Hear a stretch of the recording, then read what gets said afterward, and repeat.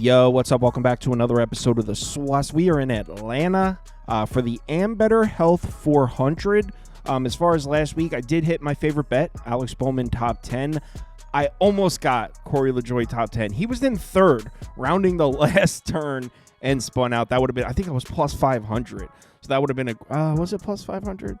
It might have been plus 500. I forget. But it would have been a nice one. Didn't get it. But we did get the NASCAR season off to a great start. So let's keep it going. We're in Atlanta. Like I said, I got 2 picks for this one. Let's do it. I mean, is Cooper Rush worth 2.5 points? I would hope Quinn Ewers put up a decent stat line against Arizona State. If he didn't, we have a real problem. You can say the same thing about Creighton. Okay, they had the one good game against Kansas at home.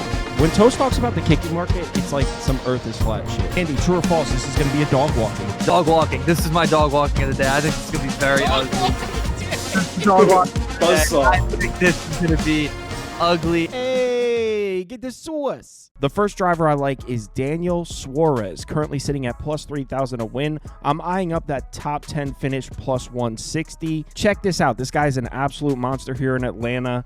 In his last 6 races at this track, he's got an average finish of 7.3. He's got a win. 4 out of 6 top 5 finishes, 5 out of 6 top 10 finishes. So Daniel Suarez always seems to run well here. And in addition to having good results on this track, he's also done well on similar tracks. Atlanta is what is known as a quad oval intermediate track. A quad oval intermediate track, one of those D-shaped tracks.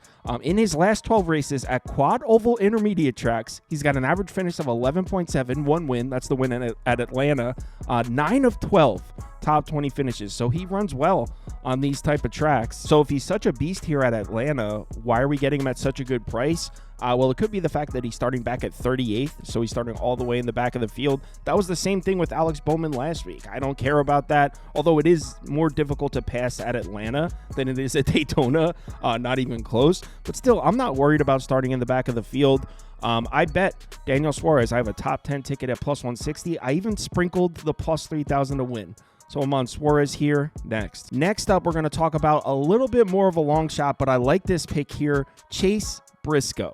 Sitting at plus 5,000 to win the race, plus 250 to finish in the top 10. Like I said, a little bit more of a long shot. Now, if you look at his recent results at Atlanta, you might say, Kyle, why the hell are we looking at Chase Briscoe? In his last 6 races at this track, an average finish over 24, 0 top 10s. 0 out of 6. So you're probably looking at this graphic saying, what the hell? Why am I going to bet on Chase Briscoe? He has 0 top 10s in his last 6 races at Atlanta. Well, here's why I like him.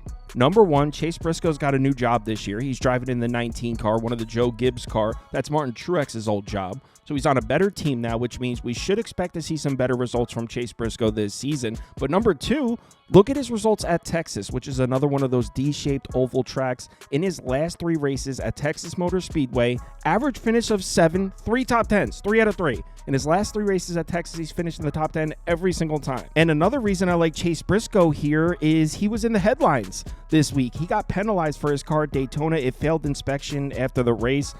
They modified the spoiler or something. I'm not going to pretend to know the details, but it was a big penalty. He got fined $100,000. Their team got docked 100 points in the standings. It's a big deal, and he was pissed about it. So I like that he's in the headlines. He's got something to prove. It's plus 250 to finish in the top 10. I bet that, and I also sprinkled Chase Briscoe to win the race at plus 5,000.